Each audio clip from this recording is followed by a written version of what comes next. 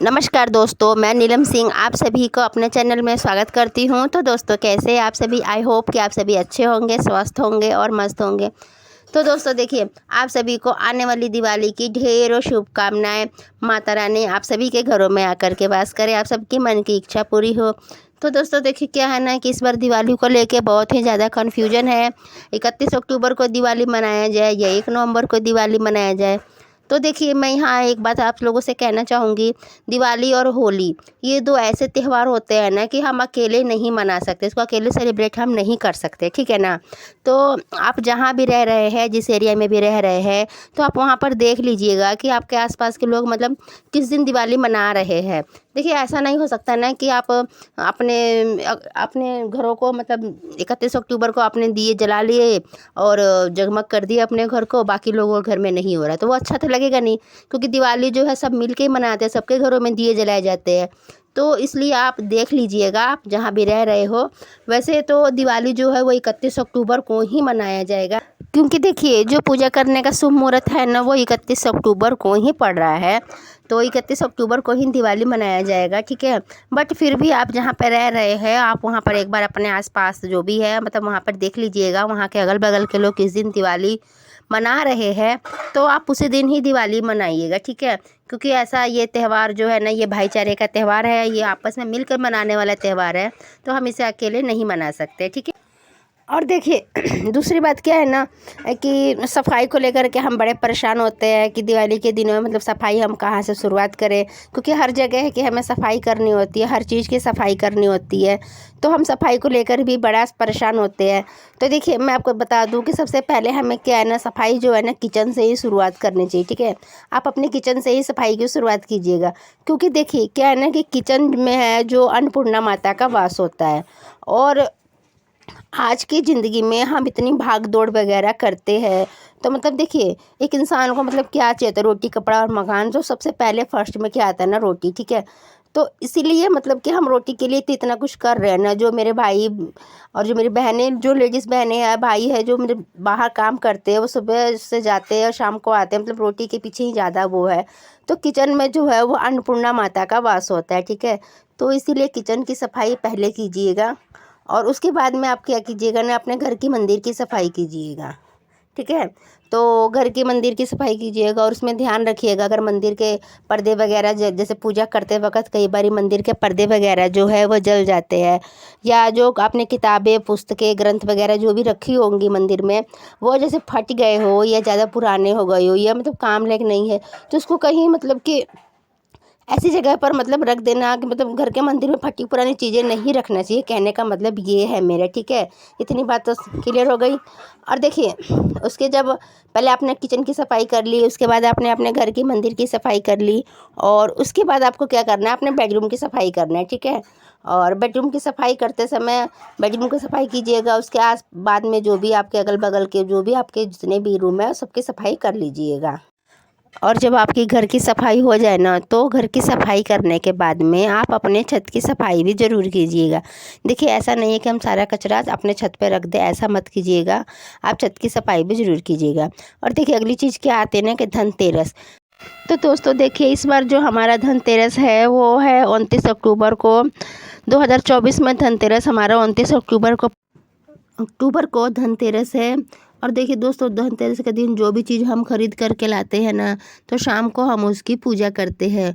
और पूजा का जो शुभ मुहूर्त है वो चैनल पर डाल दिए हैं, आप ज़रूर देख लीजिएगा, ठीक है। तो देखिए, धनतेरस के दिन सबसे पहले हमें चीज़ क्या खरीदना होता है ना, तो मैं आपको बता दूं कि देखिए सबसे पहली चीज़ होती है झाड़ू। तो देखिए, धनतेरस के दिन हमें झाड़ू ज़रूर खरीदना चाहिए, क्योंकि झाड़ू को हमने लक्ष्मी का रूप माना है। तो आप धनतेरस के दिन झाड़ू ज़रूर, तो आप उस झाड़ू को ना दिखाते हुए मत लाइएगा, क्योंकि झाड़ू जो है ना वो महालक्ष्मी का रूप होती है, ठीक है। तो जहाँ तक हो सके आप झाड़ू को छुपा कर ही लाइएगा। और देखिए, दूसरी बात क्या है ना कि आप कोई भी बर्तन खरीदते हैं तो उस बर्तन को खाली लेकर के घर पे मत आइएगा, ठीक है। क्योंकि देखिए, खाली बर्तन नहीं लाना चाहिए खरीद के, उसमें आप कुछ भी मीठा खरीद के उसमें रख लीजिए। और देखिए, तीसरी बात क्या है ना कि तीसरा चीज़ जो है वो धनिया। तो धनतेरस के दिन में साबुत खड़ा धनिया खरीदा जाता है, ठीक है ना। धनिया को ना धन का रूप माना गया है, ठीक है, धन का देवता माना गया है। तो इसलिए आप धनिया उस दिन ज़रूर खरीदिएगा, ठीक है। और चौथी चीज़ क्या है ना कि देखिए धनतेरस के दिन हल्दी हल्दी भी ज़रूर खरीदना चाहिए, क्योंकि देखिए हल्दी को ना हर कामों में शुभ माना जाता है, ठीक है। क्योंकि जैसे कि कोई भी काम होता है तो वहाँ पर हल्दी का यूज होता है, हल्दी शुभ होता है। तो इसीलिए आप धनतेरस के दिन हल्दी की कम से कम 5 गांठ जरूर खरीद करके लाइएगा, ठीक है। और अगली चीज़ क्या है ना कि देखिए धनतेरस के दिन नमक, उस दिन नमक आप ज़रूर लेकर के आइएगा और उस दिन वही नमक यूज कीजिएगा, ठीक है ना। और धनतेरस के दिन आप शाम के समय यदि आप पूजा करते हैं तो शाम के समय धन के जो देवता है धनवर्ती देवता और कुबेर देवता की पूजा होती है। और आप जो भी बर्तन वगैरह खरीद करके लाए हैं ना, या जो भी सामान वगैरह लाए हैं ना, तो धनतेरस के दिन आप उसकी पूजा कीजिएगा। देखिए कई जगहों पर क्या होता है ना कि धनतेरस के दिन पूजा नहीं होती है, दिवाली के दिन ही लोग पूजा करते हैं। क्योंकि कई जगह पर ऐसा होता है ना कि छोटी दिवाली के दिन यम का दिया निकाला जाता है, तो मतलब कि उससे पहले मतलब कि वो लोग दिया नहीं जलाते हैं जब तक यम का दिया नहीं निकालेंगे। तो देखिए अलग अलग देश का, अलग अलग राज्य का अलग अलग अपना अपना तरीका होता है।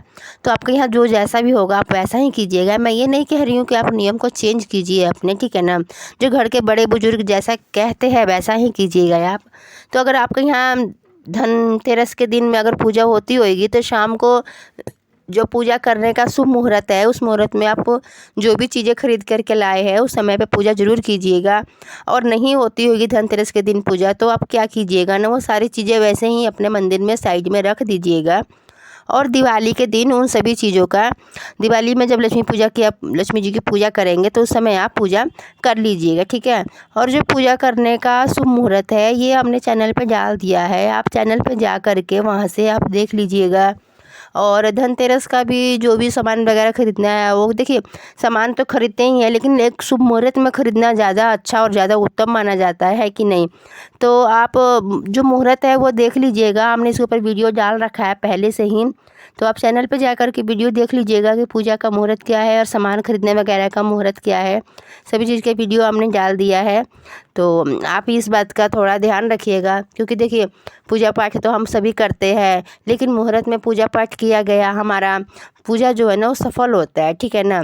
तो इसलिए आप इस बात का ध्यान रखिएगा। और देखिए यहाँ मैं आपको एक बात बताना चाहती हूँ कि देखिए अगर आपके पास मूर्ति पहले से रखी है ना, देखिए अगर मिट्टी की मूर्ति है तब तो आप उसको चेंज कर सकते हैं, क्योंकि मिट्टी की मूर्ति हम पूजा कर लेते तो उसका विसर्जन कर दिया जाता है, ठीक है ना। लेकिन अगर आपके पास कोई धातु की मूर्ति है लक्ष्मी गणेश जी की, जैसे कि चांदी की, कई घरों में चांदी की मूर्ति होती है, या तांबे की या पीतल की, या मतलब और भी कई धातु मेटल वगैरह के आते हैं आजकल बाज़ार में ना। जैसे कि मिट्टी की मूर्ति ना लेकर के बाज़ार में कई सारे ऐसे मूर्तियाँ आते हैं, मतलब जो बने हुए होते हैं। तो देखिए एक बार पैसा तो लगता है थोड़ा उसमें ज़्यादा, बट अगर हम ऐसी मूर्ति इकट्ठा एक ले लेते हैं तो सबसे बेस्ट होता है। जानते हैं क्यों? क्योंकि देखिए कहते हैं ना कि हर साल अगर हम एक ही मूर्ति की पूजा करें तो वो सबसे ज़्यादा अच्छा और उत्तम होता है। क्योंकि देखिए हम एक ही मूर्ति की पूजा करेंगे तो उसमें क्या है ना कि हम भगवान का उसमें वास हो जाता है, भगवान उसमें आकर के रहने लगते हैं, ठीक है। तो इसलिए कोशिश कीजिए कि आप हर साल मूर्ति आप चेंज मत कीजिएगा, ठीक है ना। आप एक बेशक एक बार पैसे लग जाए, आप एक मूर्ति ले लीजिए कोई भी बाज़ार से, मिट्टी का, मतलब मिट्टी का अगर है तो वो तो आपको विसर्जन करना ही पड़ेगा। अगर कोई और धातु का, चांदी या तांबा पीतल का या मेटल का, मतलब कई भी मिल जाते हैं आजकल, मूर्तियाँ बाज़ार में मिल रही है। तो आप वैसी मूर्ति अगर एक बार आप ले लेते हैं ना तो उस मूर्ति को हर बार चेंज करने की ज़रूरत नहीं है।